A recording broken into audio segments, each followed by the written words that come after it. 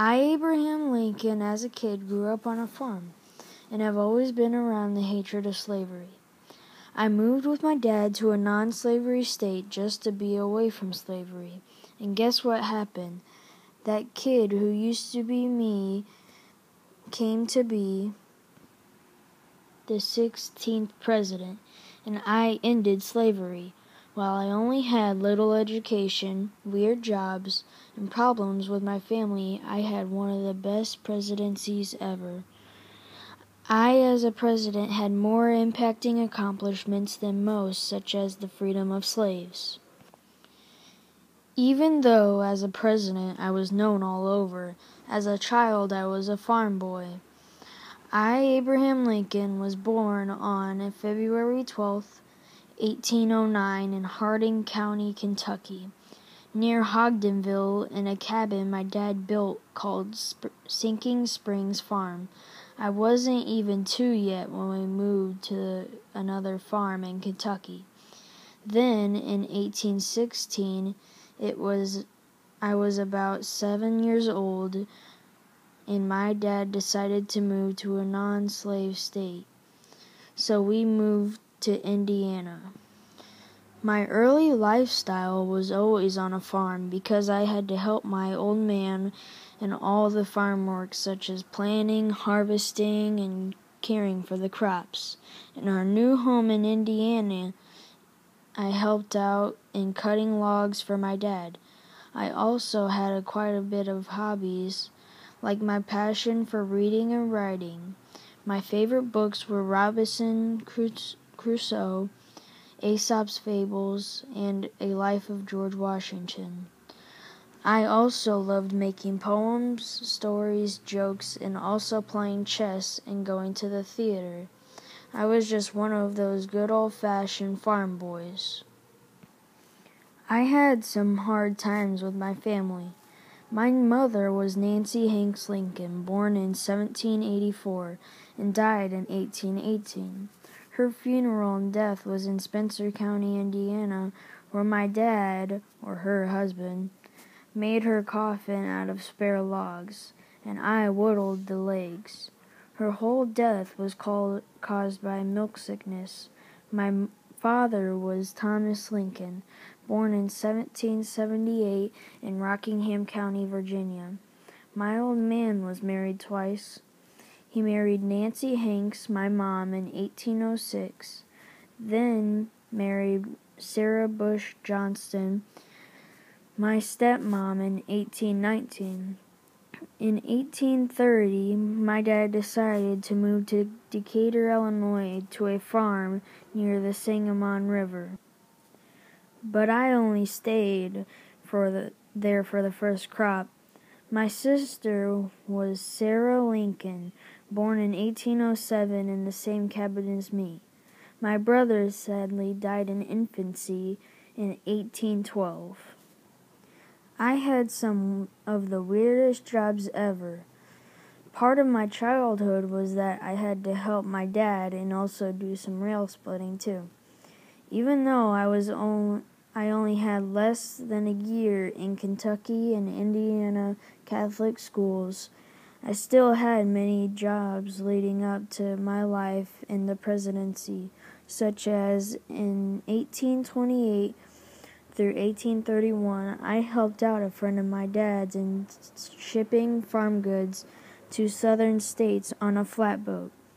After I returned in 1831, I moved to New Salem and got a job as a store clerk from the same guy who hired me for shipping the goods.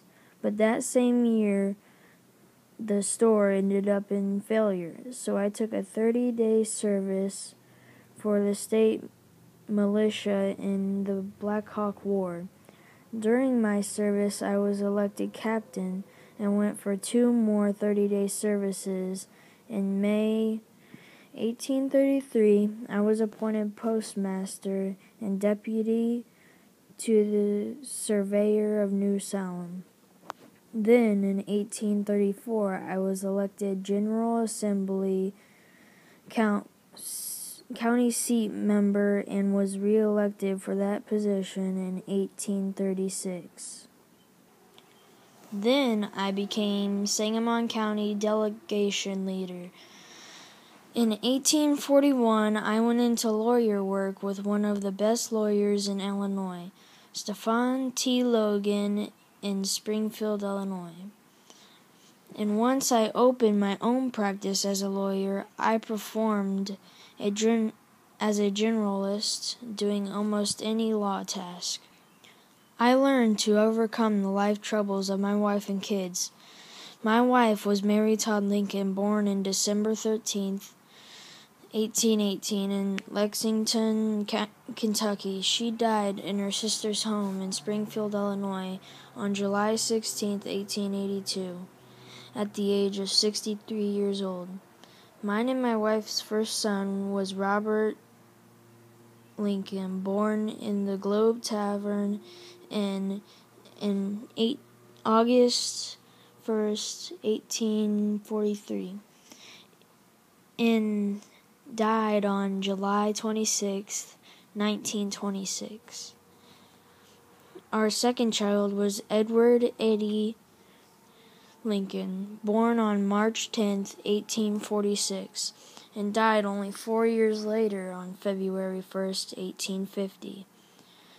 Our third child was William Willie Lincoln, born on December 21st, 1850, and died on February 20th, 1862, at 11 years old. Finally, our very last child was Thomas Tad Lincoln, born April 4th, 1853, and died July 15th, 1887. I had a weird engagement life, but a pretty well marriage. In 1836, I became engaged to a woman named Mary Owens, but I broke the engagement because I wasn't sure if that was the right person for me. In 1840, I did the same thing, but with a lady named Mary Todd. After breaking 2 engagements, I finally, on November 4th, 1842, I married Mary Todd in her sister's home, me being 33 years old and my wife being 23 years old. I had some great times as president. My road to the White House didn't really have anything special because I had to go through what every other president had to go through, such as campaigning. I appeared in debates and also made speeches throughout the country. My election went well, too. In November 1860, the electoral votes were me with 180 votes, Breckinridge with 72 votes, Bell with 39 votes, and Douglas with 12 votes. I won. Then, for my re-election, I got 212 votes, electoral votes, and McClellan with 21 votes. Then my inauguration speech was on March 4th, 1861, for my first election win. I, after going through all of that, had a busy life in the White House. Each day I spent every moment working. I spent hours meeting with citizens, met with military advisors and cabinet. I wrote speeches and had a little bit of time for anything else. I also had many accomplishments, such as, in January 1863, I issued the Emancipation Proclamation. In November 1863, I delivered the famous Gettysburg Address. In December 1863, I recommended the 13th Amendment to Congress, and in April 1865, I went to Richmond and captured the Confederate capital, and Confederate Army of North Virginia surrendered. I had many cool things about me, like that I am now on the $5 bill and penny. Some interesting facts about me are partly about my death. like that I died on April 14th, 1865 at 7:22 and 10 seconds in the morning. I was shot in Ford's Theater in the presidential box watching Our American Cousin and died in the boarding house across the street. I was assassinated by a handsome and famous actor named John Wilkes Booth with a .44 caliber Derringer gun at close range. Then he ran out of the theater with a long black knife. Some personal things about me are that I would rub my chin and sit silently while listening to people. I stood 6'4" and had a high-pitched voice, surprisingly. People also said I was a humorous and kind-hearted man. Professional things about me were that I was the first president to grow a beard and to be assassinated. I, Abraham Lincoln, our 16th president, had more impacting accomplishments than most, such as the freedom of slaves. As a child, I had problems with my family passing away, jobs people don't usually have, and very little education, but I had one of the most remarkable presidencies. I always had time for my fans and voters. They loved my humorous ways, beliefs on looking at things in a certain point of view, and my honesty. That's why they called me Honest Abe.